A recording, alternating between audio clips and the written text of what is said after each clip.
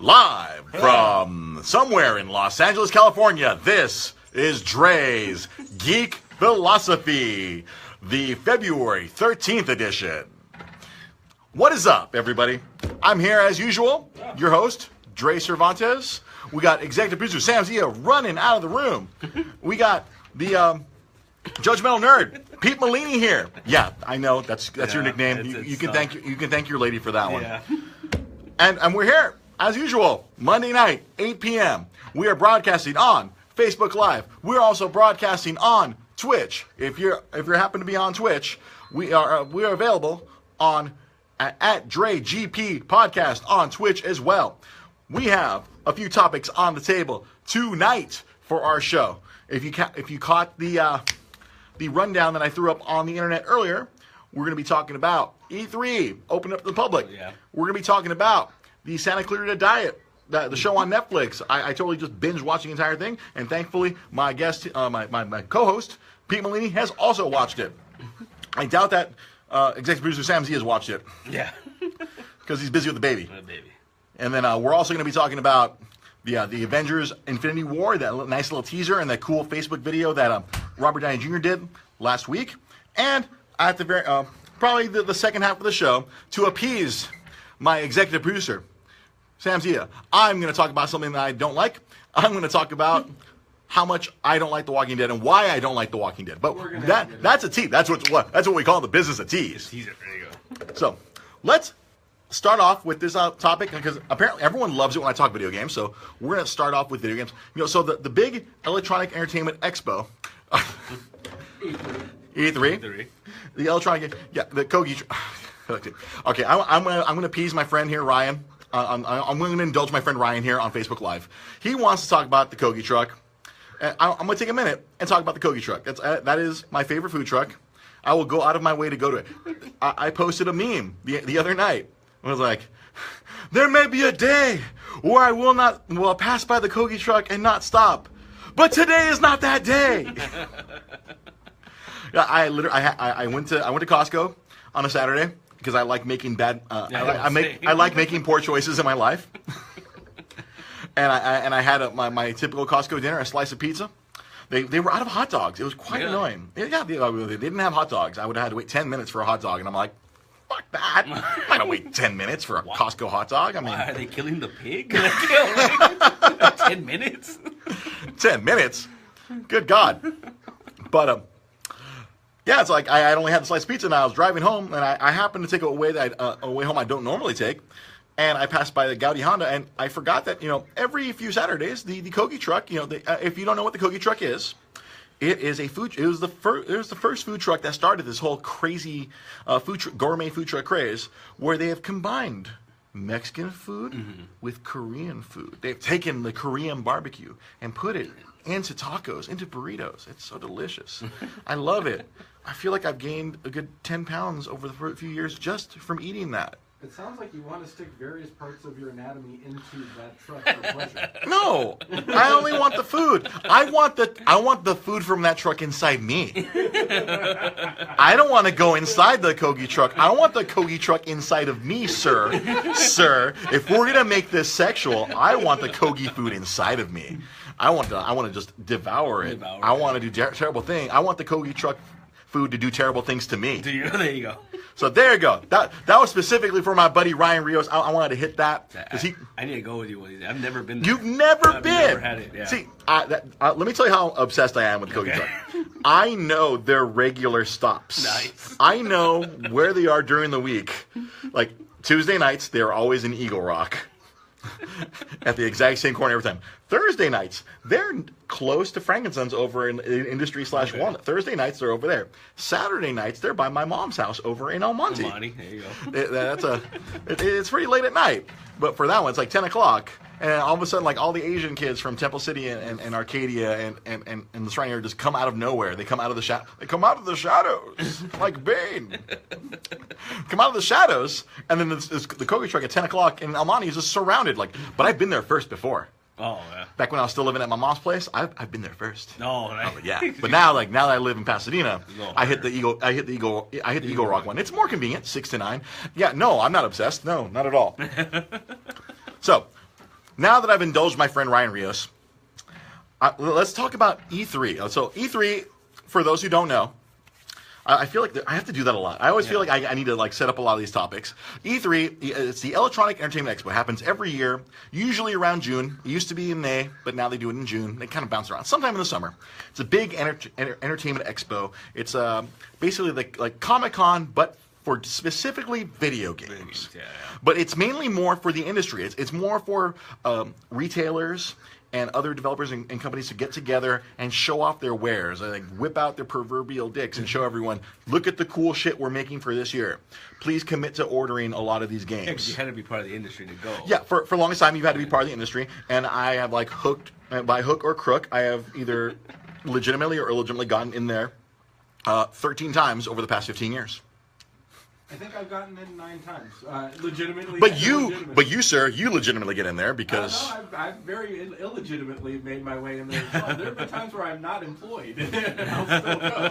But Hey, but you're far more savvy than I. The last 5 times I've gotten in very legitimately, just because of media stuff. Because of your ability to be a part of media, my friend.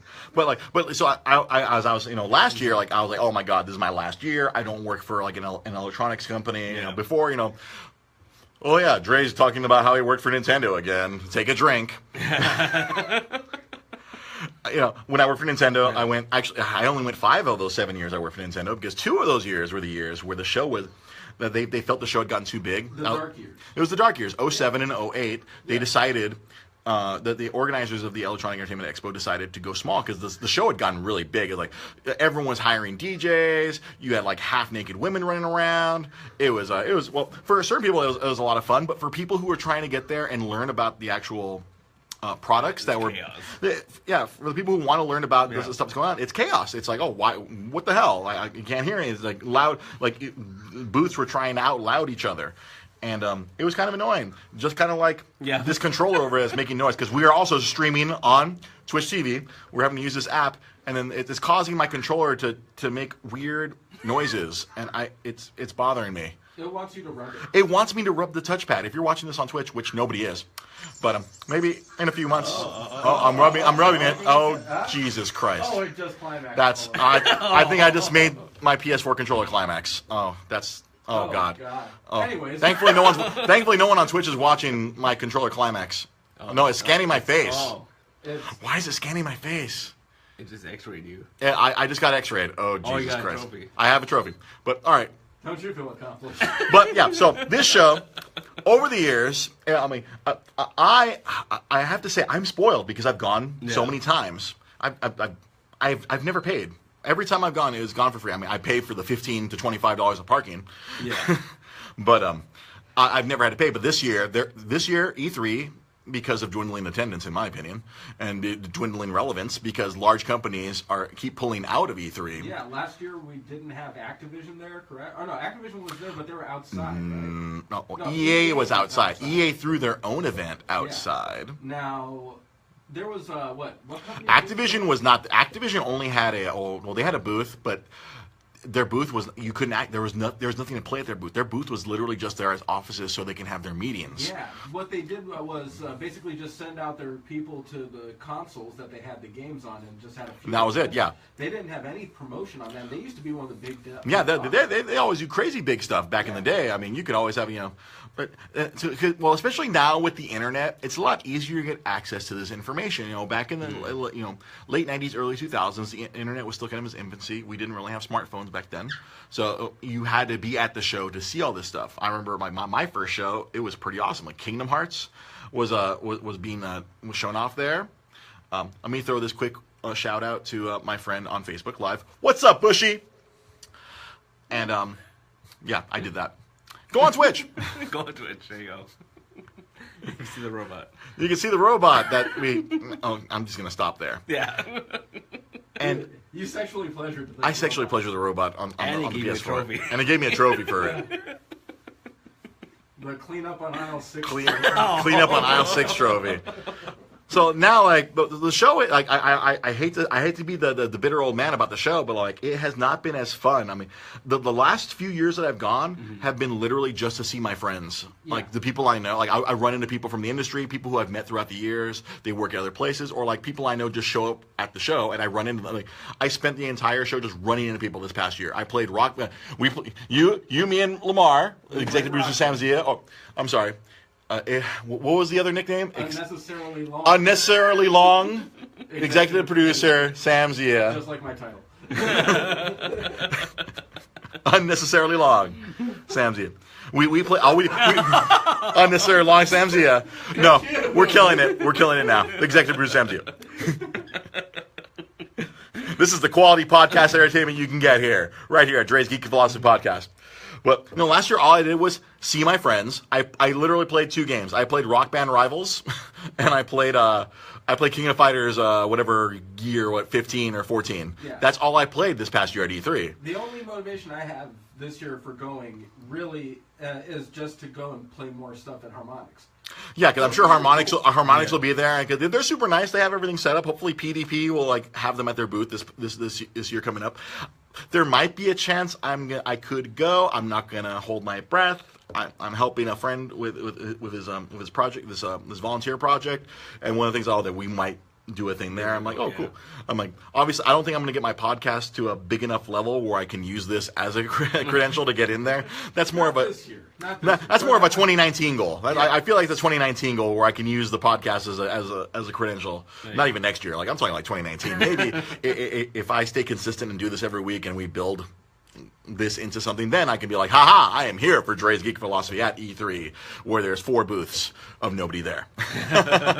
which leads me to the point, well, now I've taken an unnecessarily long time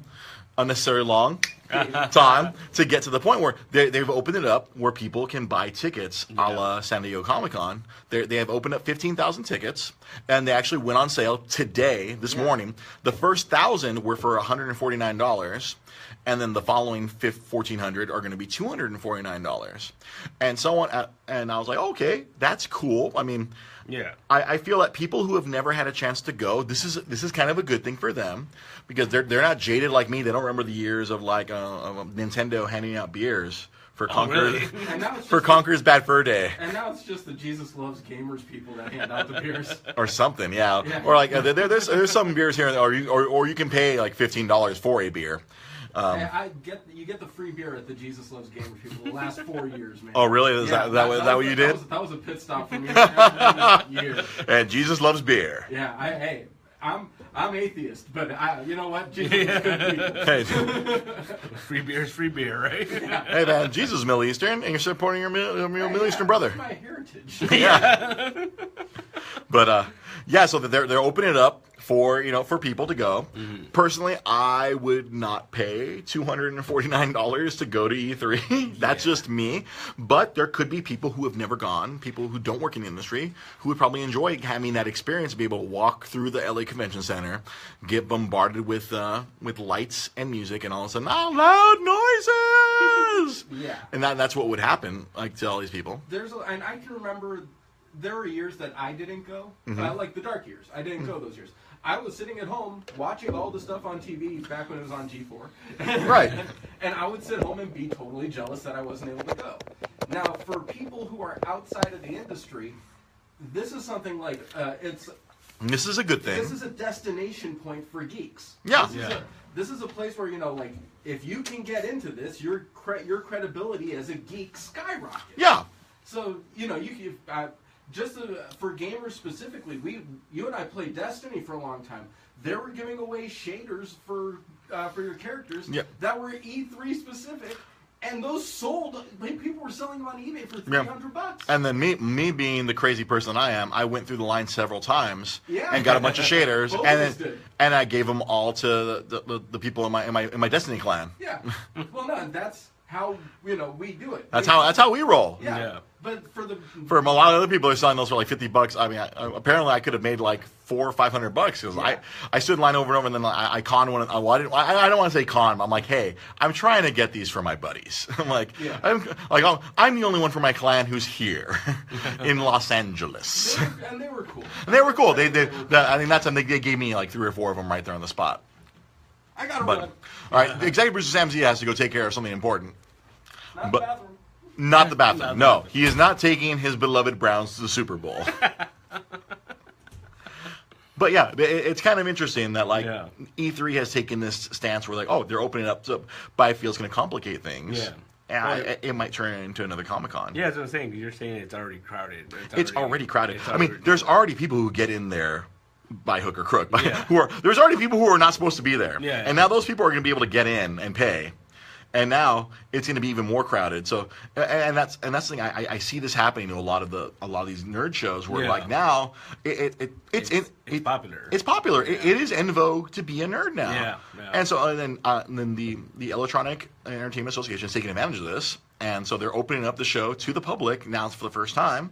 I'm sure they saw because last year Electronic Arts, they had their own EA E3, and they had a giant line of people who were willing to show up for them. So I'm sure they saw this and they're like, hey, let's open it up. Let's see.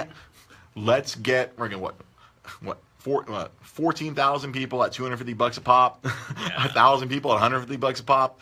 That's free money. Yeah, that's free money for them. All these people who've been like desperate to get into the show, but for me as a veteran who's been there, that's like, oh, that's a no deal for me. I'm like, I'm not going to pay $250 for something I didn't pay for because I'm a privileged elite gamer nerd who's not going to put up with that crap. But I mean, yeah, like you said, it's like something they've never experienced. Yeah, for someone, exactly. Someone who's never experienced it, they're going to want to see it. They're going to be like, oh, yeah, that's fucking awesome. I get to finally go to E3. And I saw on Facebook some of my friends who like probably couldn't have gone before, they bought tickets today. And I was kind of checking it to see if it was selling out, and the first 1,000 sold out already. Yeah. So right now, anyone who buys tickets has to get the $250 option. I was keeping tabs on that today. But it's gonna be interesting. We'll see how it is. One of my Nintendo buddies, he was saying that he was insisting this is a good thing, and I kind of agree on that level. This is a good thing. This opens it up for more people. Yeah. But like for me, I'm like, now it's gonna be like, I don't like going to Comic-Con anymore. Yeah. No, yeah, I'm the same way, and I think it's because it becomes a point where like it's just like it's cool to go to that, like like. But you can't do anything. You can't enjoy any of the things that are there.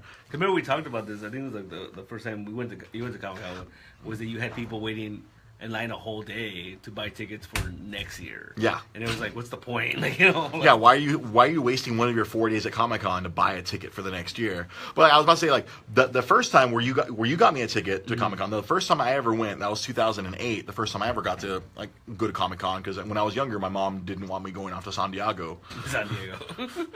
Whale's vagina. And that first Comic-Con, that was cool. I got to go to panels. I remember all the comic books I was reading, all the DC books I was reading, I got to meet all the writers on that one panel that I went to. That one panel, they were all there. Grant Morrison, Keith Giffen, freaking Jeff Johns, freaking Mark. Was Mark Waid there? I forget. But there's a bunch of the creators that all the books that I read, they were all there, and I got to walk up to them after the panel and like nerd out. I'm like, I love your books. Yeah. Thank you for what you did to such and such book. Oh my God, I loved your run on The Flash. I loved your run on JLA. Blah blah blah. I got to nerd the hell out to my creators. And now, like, flash forward to the last time I went with was 2014. I didn't go with you on that one. Now I went with my other buddy Jonah and Trent. I went with them to the same, and it was awful. I remember I wrote a very angry blog that night. I remember I sat in the hotel room because like.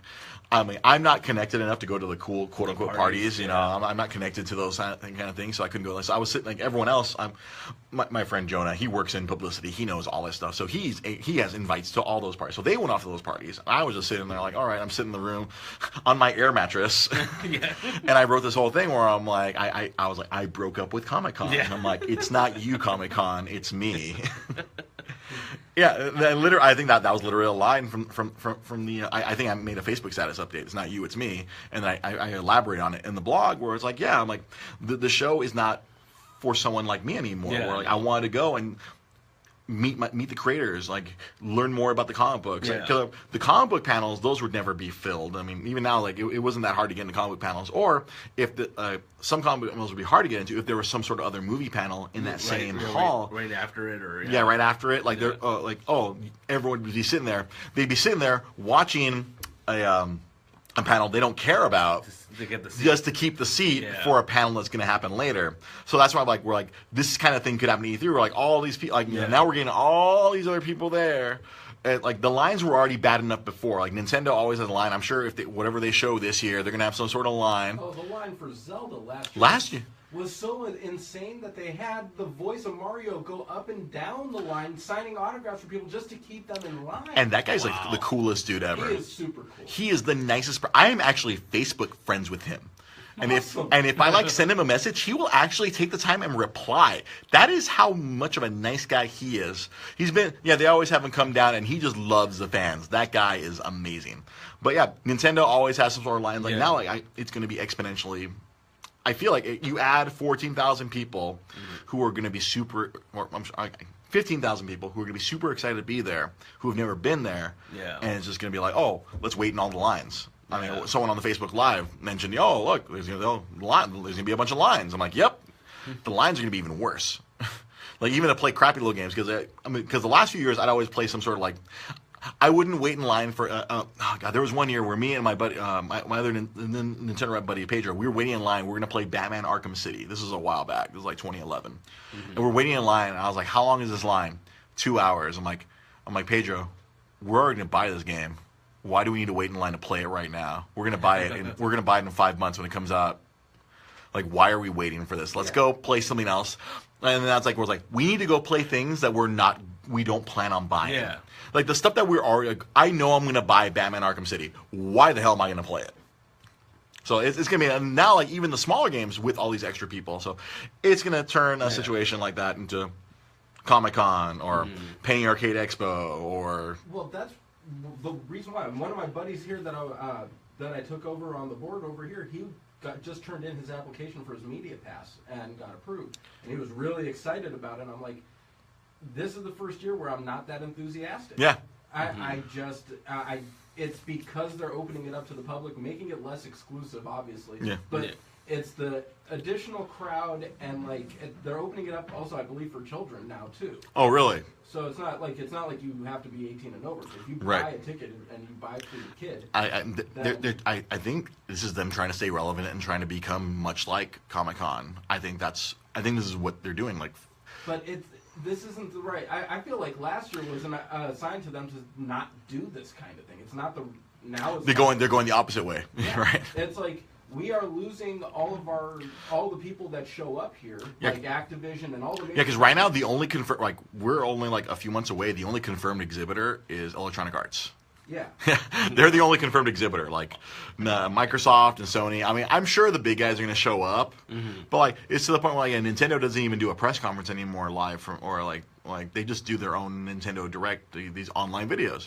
But it's so easy now. It's easier now to just because of the internet now. Like I think E3 is just trying to stay relevant now. I think that's the thing they're running into. They're trying to stay, It's still a destination. It is. It's still the biggest video game convention here in this country.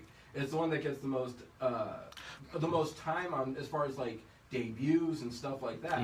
But really, all the big stuff gets announced. All the press conferences that happen the 2-3 days before the actual show. That's where the thing is. For the people who are like the media, the jaded folks, if they're lucky enough to get an invite to one of those pressers, then that's where they're going to end up going, and then just hanging out for the parties, doing whatever they have to do. Yeah, for exactly. But now I get the feeling like last year, I had a pretty good time. It wasn't the best year, obviously, but I had a good time just because we were hanging around with friends. Yeah, that was why it was fun, because we were just goofing off, running around. I remember the fat chocobo, and it was one of the funniest things I've ever done. I watched you nail a free throw and get the stuff from NBA 2K. They had a batting cage outside at EA's baseball booth, or the MLB. MLB, yeah, that's the only baseball game right now. I realized that I still have a good swing. Oh, there you go. But no, that for me was cool because it was all my friends, and you were talking about the lines and stuff. 2-hour wait to go and see the freaking South Park demo. Yeah. Like, I remember we got in that line and we're like, why are we going to wait in this line? Yeah, that was the one game that I was like, you know what? I want to wait for this. I want to see what it's going to be all about. And 2.5 hours of waiting, I'm like, yeah. No. And then we went and we played Rocket League and got our freaking brains beat in. Yeah. But that was more fun. Going and playing Rocket League and playing against like pros and them beating the crap out of us was much more fun than sitting in line. Now specifically, there are companies that I will go out of the way to see whatever their product is. Yeah. Quantic Dream, I will go out of my way to see what they do because graphically they are on a different level. So whatever they put out, we got an idea that they were going to be putting out their what was it, Beyond Two Souls? Yeah. Or whatever. Like, they always tease what game is coming up a couple years before they do it at E3. Right. And I was excited every single time for their stuff. That's the one company I will go out of my way for. Even though the games themselves aren't that good. But conceptually, they're really cool. I love the presentation. They like the way they're trying to think outside the box. Also, Square Enix finally did something special last year. What was that? Last year's, I think I missed it. The presentation and the games that they had on the floor. The presentation that they put out, it was finally focused in on everything. Like, they know that their IPs going forward are in trouble, so they're banking on the IPs of the past. All of the old Final Fantasy. Right. So the re-release of 12, the re-release of 7, all of the stuff that they put together for 15. Yeah. They had so much good stuff that was the one company that everybody was feeling optimistic about. Because that was like 5 to 10 years worth of time that people were burying Square Enix because all of their products were coming out like crap. Yeah, and then now now with Tomb Raider now is doing really well for them. They managed to turn that franchise around for where it was like in trouble to now it's a good franchise. Apparently, it's a good game. I saw Jai last night at this art show we were visiting at, and he was telling me, "You need to play Tomb Raider, bro. It's like Metroid." I'm like, well, that's another subject for another day. A lot of people love this new Tomb Raider. It looks great. It really it adds a depth of character to Lara Croft beyond the pixelated boobage. Yeah. Okay. So, all right, we spent a lot more time on this topic than I anticipated. Oh, no, I'm okay with that. I know you are. Something that really a lot of us, especially the viewers that we have on the podcast, are people that know what we're talking about, and they are lapping this stuff up. Right, of course. A lot of them. How many? Do you think any of our old clanmates or any of our gamer buddies that aren't in media or aren't in the industry are going to go out of their way to try to get in? I don't know. I'm not sure. I know people that were throwing on Facebook status updates. Oh, I can't wait! I'm in line. I don't know if I'm going to get it, and then they go crazy because they got their ticket. They're paying. I mean, that's cool. No, I don't begrudge them that. Yeah. No, I don't. I do not begrudge them that. That's going to be a. I get the feeling this is going to be the thing that kills E3 because once they realize, once the fans this year they're going to make a ton of money. Next year it's going to dwindle. The year after that it's going to dwindle more because people are going to see. It's not all it's cracked up to be on the floor. You need to get into the parties for all the fun stuff. The show floor is not what it. The show floor is not what it once was. Yeah. Yeah, but all right, but since we've reached the halfway point here, I want to quickly hit one of the other topics I brought up on the preview earlier today. Is I binge watched the Santa Clarita Diet on Netflix because they really pushed the hell out of this thing. It is really heavy. The other night, a couple weeks ago, I was Ubering over in Hollywood, and they had shut down the ArcLight, the Cinerama Dome, and they did a whole premiere for this. Oh wow, really? Oh yeah, they did it. I don't know how many episodes they show.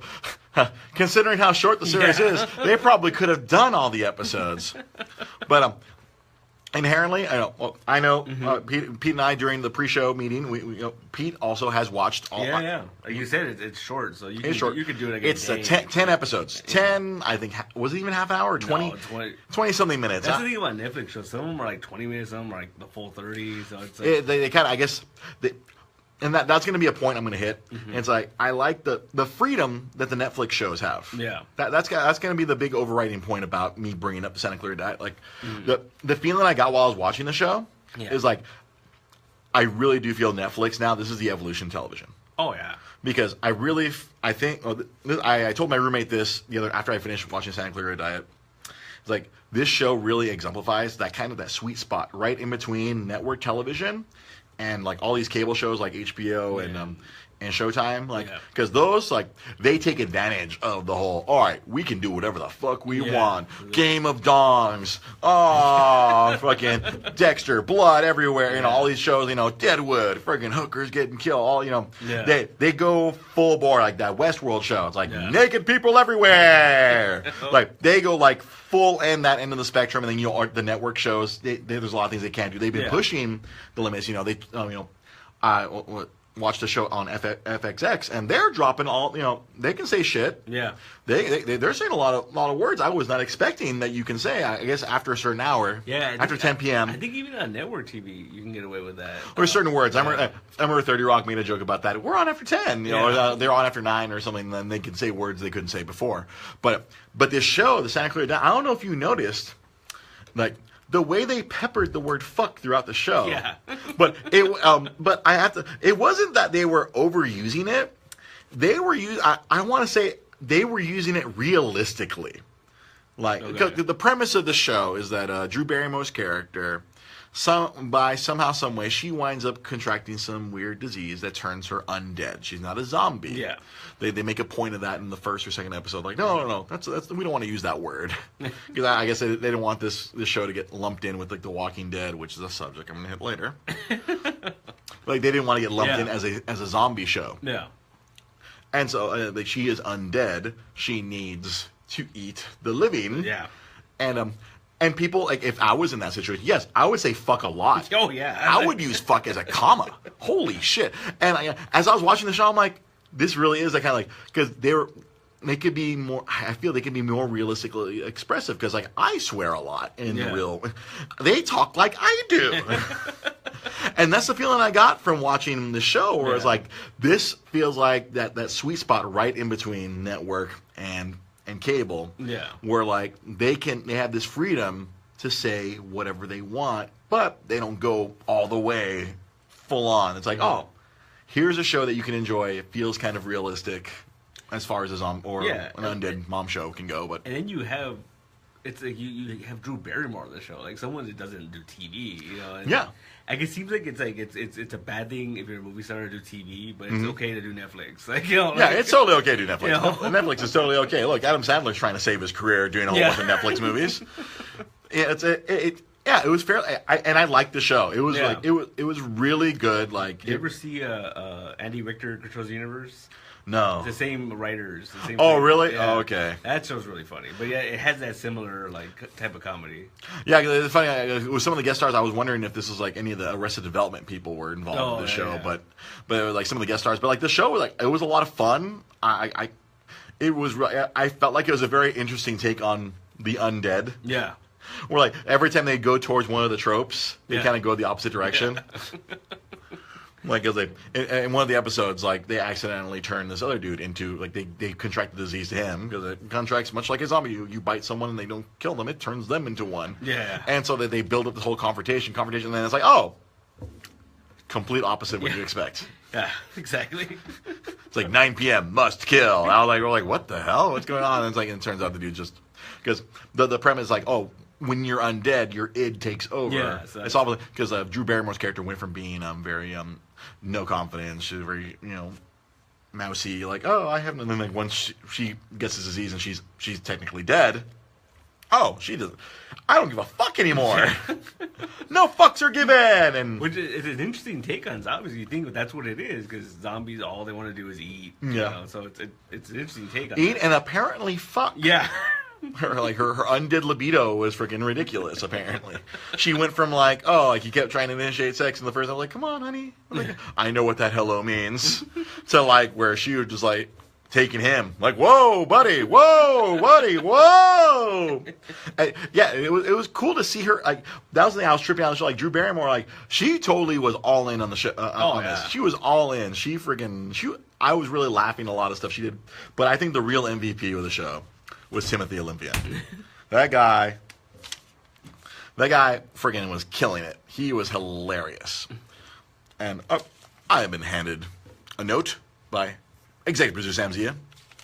Just want to let everybody know, like, we're at the halfway show. halfway point of the show, or a little over halfway. And if you the show now is public. What's up, Javier? The show now is public. You can share it, so if you want other people to see this, people who are on your friends list that are not friends with me, and you think you just share it on your Facebook pages, and everyone else will know. Hey, look, it's a weird show with a weird bald guy with a goatee. Spread the word, because we're going public with this shit. We want people to see this and tell me how bad I am at the internet. We want people to tell us how much we all suck. Yeah, no, because I really... That's what the internet's for. That's what the internet's for. I think at some point, yeah, because when I eventually, take some of these episodes and post them on YouTube, it's I can't wait to get the YouTube negative comments. I can't wait to sit there and see people who's this bald fuck? Shut the fuck up, Baldy. You look like a penis. I'm sure it'll get further, much more darker than that. But it could be because of YouTube commenters, right? Oh, yeah. So yeah.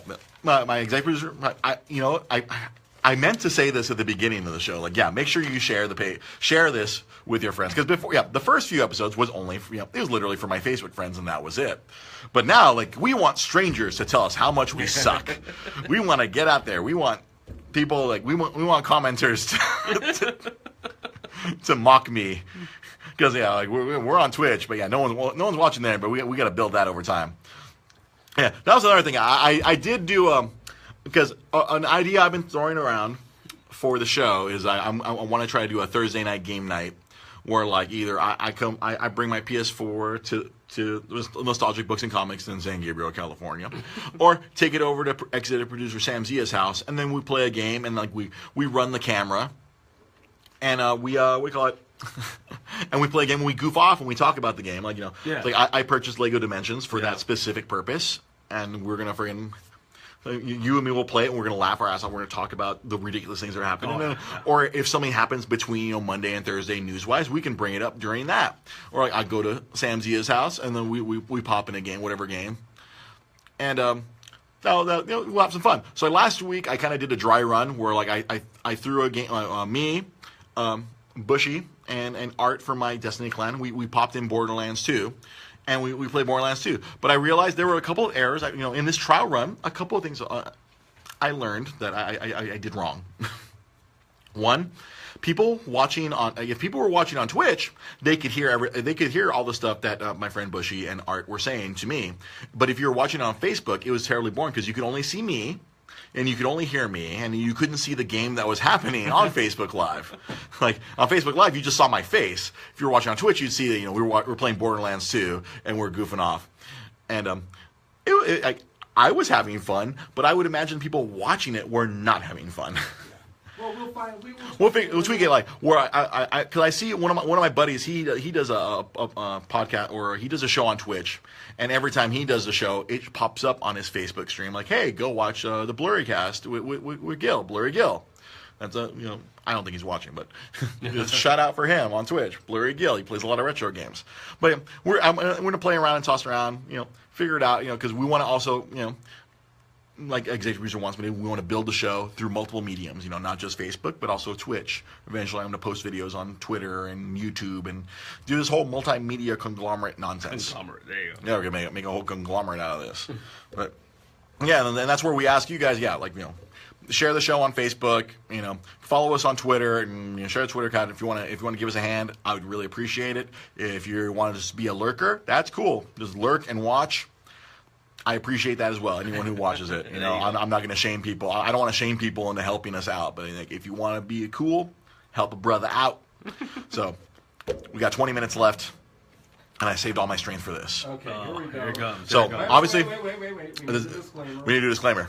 The feelings of Andre Cervantes do not reflect those of Sam Zia or Peter Malini, or anybody in this building. Or anyone in this building. The following views are only those of Dre Cervantes. So yesterday, The Walking Dead came back. Yep. And I didn't watch it. I haven't watched it in season because I will preface I did watch it. You did watch it. I watched it. Yeah. You guys watched it. Okay. Yeah. And you know what? That's cool. Because before, a year or two ago, I would have told people, "Why are you watching that stupid show?" Because I personally don't like the show. I watched it for 5 seasons. Wow. I liked the first 2 episodes, and then after that, honestly, I don't want to get racial, but the episode in season 1 where they brought in all the essays and the locals, and I was like, what the fuck is this? Like, I'm not offended. Well, I'm not offended as a Mexican. I'm more offended as a nerd. You know what's funny? You know what's funny about that? What? That was the one episode Kirkman wrote. Yes, I know. That season. We've had this conversation in person before. The one episode that the Walking Dead creator actually wrote. Because, I hate the TV show, but, here's the big but, my big ass booty, but I love the comic book. I freaking adore that comic. That comic is amazing. I have the giant phone book size versions where it's 48 issues a brick. Yeah. And the only reason I don't have brick number 3 yet is because I've been broke. Yeah. I can't afford to drop down the, what's it like? $60. $60 to pick that thing up. Like at some point later on, once I get my money right, I am picking up freaking brick number. I'm picking up the brick, and I'm gonna get it. But I hate The Walking Dead, and let me explain why I hate the TV show. I love the comic, but I hate the TV show because it does take the plot and aspects from the show. It takes characters, but I don't like what they've done to the original plot. Well, specifically, here's my specific big problem with The Walking Dead. They turned Rick into a fucking psychopath. Yeah. He, like, everything I've watched up until season 5, and then I didn't watch last season, and I'm not watching this current season. I missed out on the fun stuff with Negan. I kind of knew all that stuff was coming because I'm up to that point. Actually, they've reached the point in the show where they're past the point where I've read in the comic book. But I don't like what they did to Rick. Rick, like, in the comic book, Rick's my favorite character. Yeah. Like, he's unhinged. He's a little loony.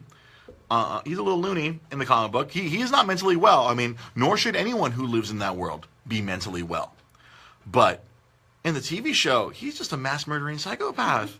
We gotta kill them all and take their city. We're gonna kill everything. We're gonna kill them all. And like Andrew Lincoln is just going all in ham on this, like, oh, kill, kill, kill. And I'm just like, that's not the Rick that I like. Yeah. That's not the Rick that I read. No, sirree. I hate that Rick.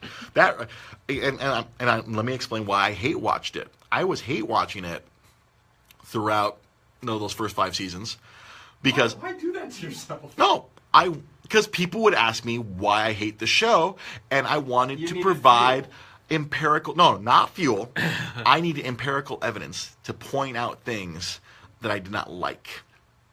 And it's a network show. I mean, like, granted, it's probably the most graphically violent network show out there right now. Yeah, the season premiere, the baseball bat was a little bit crucial. They took advantage of the fact that they're on AMC. But I dare say, I mean, the comic book does not use it is quite gory. Yeah. The comic book does not pull any punches. But rather than using violence as a sledgehammer and constantly throwing it in your face, I feel in the comic book the violence is used as a precision drill, used appropriately when necessary, and not as a freaking like, oh god, we need to get the ratings up, let's kill everyone. Because like for example, and if you haven't watched The Walking Dead, spoilers, but this is kind of older spoilers, so yeah, in the prison, the baby. Yeah. Baby Judith. In the comic book, they killed the baby while, was she born or was she still in the womb? Or was she, barely born? No. I don't remember. Because all I remember... She fell on her, right? No. The governor shot the fuck out of them with a machine gun. So, both Lori and the baby, they both died at the prison. During the big prison, when the governor showed up with the tank and was doing all the crazy stuff. Yeah, in the comic book, they killed Lori and the baby at the same time. Yeah. Because realistically, there should not be a baby in the apocalypse. I'm not saying that to be a dick, but honestly, from what I watched, half the plot's we got to find stuff for the baby. We got to take care of the baby. Who's going to watch the baby? I'm like, you got to worry about living, and you got this little thing, this eating and shitting machine. Where in the comic book, Robert Kirkman, he killed the baby logically. Yeah.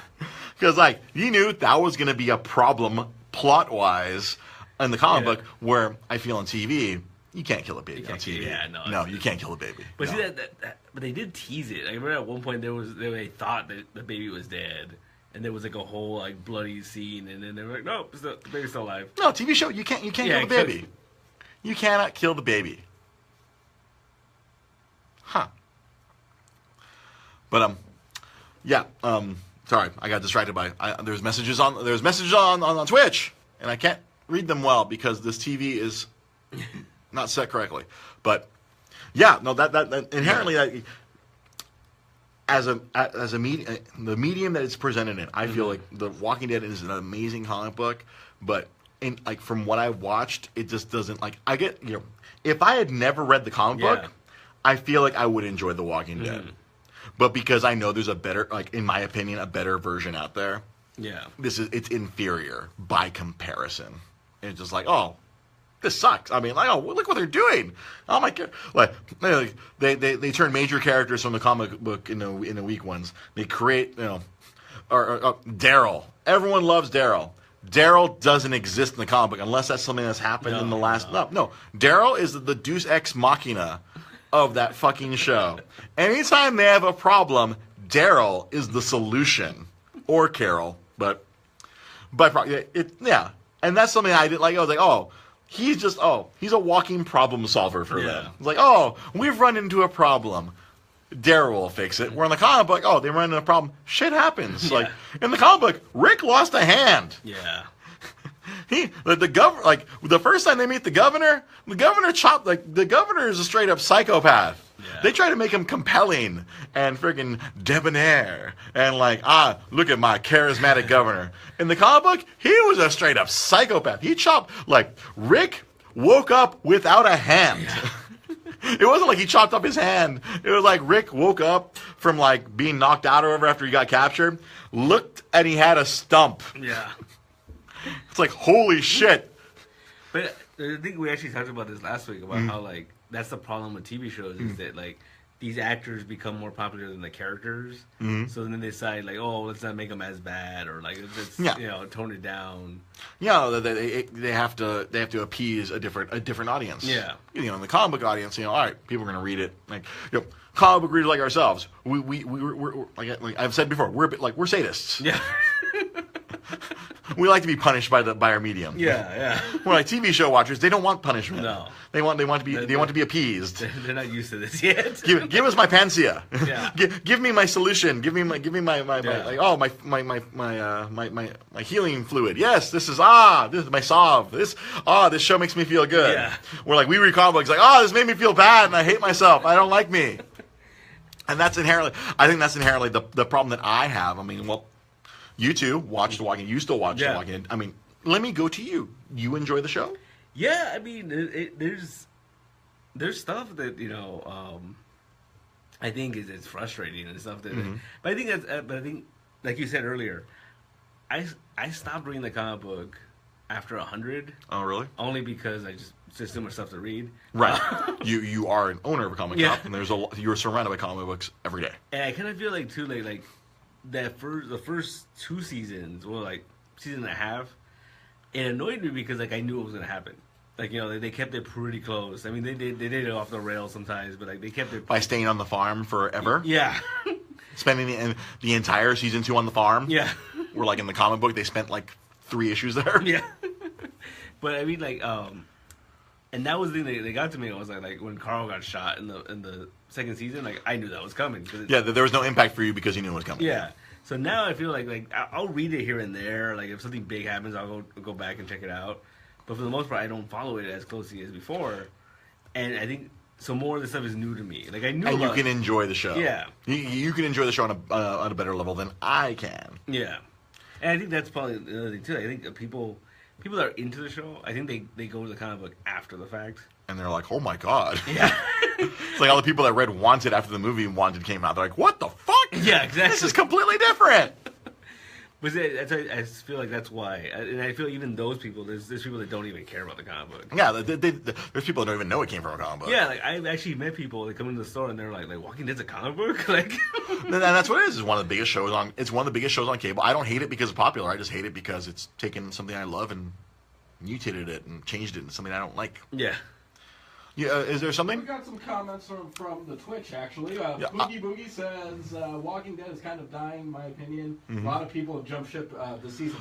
That first episode with the baseball bat turned a lot of people. Yeah, because like I said, they kind of went really hard at the violence just to prove a point, because they killed 2 people in that opening scene where Glenn. They killed Glenn. Well, in the comic book, that's where Glenn dies. Yeah. But they also killed Abraham as well. Yeah. I felt that was kind of like a red herring just to throw people off. That was just to get throw people off and be like, oh look, we did a thing. Oh man, I can't move the comments. Well, because they actually. And they gave Abraham's death to somebody else in the show. So like the way You've earned this. Yeah. So the way he died in the comic was someone else died that way. Someone else died that way. Well, see, that was another thing that they'll do that a lot, right? That another little thing, like another one of my favorite characters from the comic book was Tyrese. Oh. And then the show made him into a bitch. The show made him into a humongous bitch, and that made me so sad. Where I'm like, you take this awesome character from the comic book, he was Rick's right hand man in the in the comic book, and he's like this wuss kind of like he couldn't kill people. Yeah, he was afraid. Yeah, and then he died kind of like crappily. Abraham, I think he died. Irv on Facebook Live is asking, did I buy the compendium? I bought the compendium, the soft cover, the cheaper one, not the hard cover. I bought the 48 issue phone book, as I like to call it. Yeah, I have the 2 giant phone books at my house. But because the thing with the comic book, you have like 2 people. You have Kirkman and I forgot the guy's name who draws it right now, but right. With a TV show, you have so many writers. You have all these people. Yeah, and then you have the actors who would probably have their like, they have their say. I feel like my character wouldn't do this. Yeah, I feel like my character would do something completely different. But yeah, and that's the problem with mediums. Yeah. Yeah. Oh, on Twitch, they're asking, am I going to the Nintendo event this or next weekend? If you're talking about the Switch event, that's going to be, I believe it's going to be on the 3rd. Yes, I'm going to go to the Nintendo Switch, and I'm actually planning on bringing my phone, bringing my charger, and maybe if I switch to the new Verizon Unlimited plans they just announced today, I will be live streaming from that Nintendo Switch event. Oh, that should be fun. Yeah, I'm going to live stream from that. I'm going to be there I picked Saturday night, because some of my other friends are going to be there as well, so hopefully I can enlist them as camera people. Or I also bought a little suction cup, little thing to hold up the phone, like while I'm playing because obviously some of these Nintendo Switch games. I mean, I think I'm going to have my Switch at that point. By the time that event comes around, I think I might already have my Switch, and we'll do a special episode here. That's something that I actually wanted to talk to you about. My girlfriend at home wanted to. She's considering buying one, and I wanted to do a test drive of it. If you want, we can do an episode of the show with us test driving it with somebody who, my girlfriend. Yeah. I mean, somebody who's not necessarily a full-time hardcore gamer, but has some experience. Yeah. No, we can do a very special Dre's Geek Philosophy Podcast game night from the home of Sam Zia and his wonderful girlfriend Maria. So, all right. So we are almost done here. We have about 5 minutes left. So I don't like The Walking Dead, but if you like The Walking Dead, that is perfectly okay. I do not shame any of you who watch the show. I'm happy that you enjoy it. I don't. Yeah. I do not. But so let me let's wrap this up. So as I was saying earlier, we're trying to throw up some more shows because I feel like there's people who may not be able to get to this on Monday nights, or they want more gaming specific content. Yeah. So I want to kind of do a dedicated kind of gaming show apart from this because I do want to hit more media. Like today's show, we talked gaming in the beginning, and we talked TV, and we talked a lot of TV. We didn't even get to talk about the Avengers, that Avengers Infinity War video that came out. Yeah. We could take a minute and talk about it now for the 5 people still watching, whoever else is still watching up there. I'm not sure if I'm going to E3. Maybe not.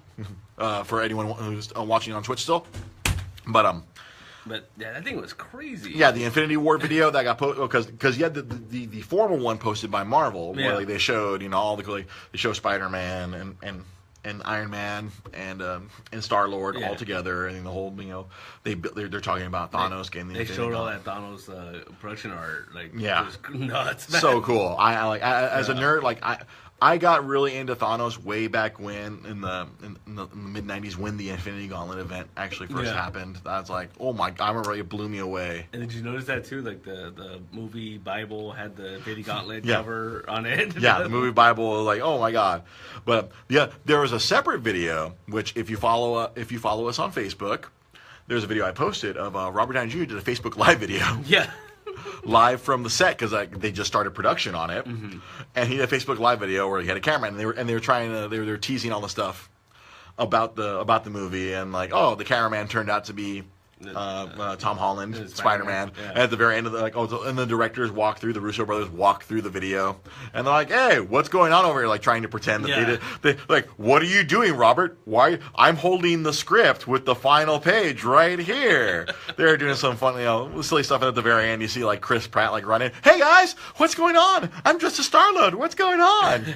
So if you go to the Facebook page, you'll see that on there. I think the most exciting thing we saw from that though was that production piece of Rocket and Thor, back to back, and showing because that formal video showed that the Guardians and the Avengers are going to team up obviously against Thanos, and we're going to have a humongous, which is something we probably wanted since the end of Guardians 1. Oh, and the Guardians 1, we want an interact. We want Tony Stark and Star-Lord to to try to outwit each other. Yeah, they're going to outpun each other, outwit each other. It's going to all sorts of witticisms.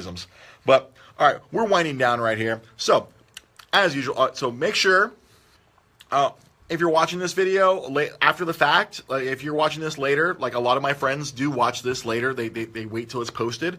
Like I said, share the video. Share it with your friends. Who knows? We have people who I'm not mutual friends with who probably don't know who I am and want to hear the ridiculous things I say. Make sure to follow. Make sure to follow the page on Facebook, Dre's Geek Philosophy Podcast, or you can go to facebook.com/ Dre GP Podcast. You can follow the show on Twitter at Dre GP Podcast. Oh, we have one more question Did you see the Batman movie? I have not seen the Batman movie yet. I am not. I don't have the money to go watch movies when they first come out. I'm either going to watch it a matinee this week, or I'm going to go to the Whittier Theater where it's $4 or $5 Thursdays. I'm gonna try to. I want to watch it this week. I am gonna want to talk about it on the show, but I want to give it a little time to breathe. I don't want to do any spoilers. I want to talk about it in a week or two. Hopefully, I get to see it this week. I know Pete Malini right here is going to take his lovely lady to watch it tomorrow night. It's our Valentine's date. Valentine's date. I was telling him on the way over here, last year we had Deadpool on Valentine's Day. I feel like a lot of nerd movies should come out this week because, a lot of people, that's a great date movie to watch. I don't know what year it was, but we went to go see RoboCop for Valentine's Day. Wow. Yeah. A reboot of RoboCop. Yeah. Reboot of... Oh. Yeah. Oh, that was 3 years ago. Yeah. 2-3 years ago. Oh, you're a monster. Well, you judgmental nerd. What is your Twitter handle? It's at nostalgic_comics. At nostalgic_comics. You can follow him. You can find the information about the shop. His shop is in lovely San Gabriel, California, right on Fairview Avenue in the San Gabriel Village. Executive Producer Sam Zia, what's your Twitter handle? At SamZ570. At SamZ570. At SamZ570. You can follow him. He's quite ridiculous. Just like I am. And you can follow, as I mentioned earlier, you can follow me at DreGP Podcast on Twitter, on Twitch. That works on all the social medias right now. You type that into Facebook, you type it into Twitter, you type it into Twitch, and that's how you find me. So, for my wonderful staff here, this was Dre's Geek Philosophy. I'm Dre. Thank you for watching. If you're watching this later, thank you for watching. If you eventually listen to this in podcast form, thank you. For the couple people who watched us on Twitch, thank you very much. I love you all. Good night.